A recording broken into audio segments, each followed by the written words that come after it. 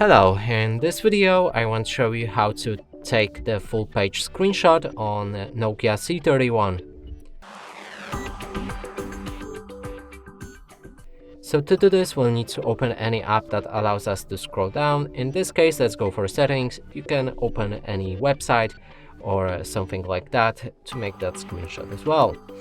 Now hold the power key and volume down key at the same time for a second.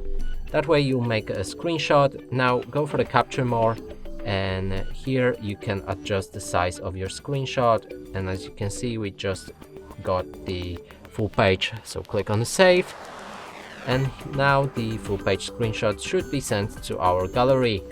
And that's it for this video. Hope you like it. Please consider subscribing to our channel, leave a like and a comment below.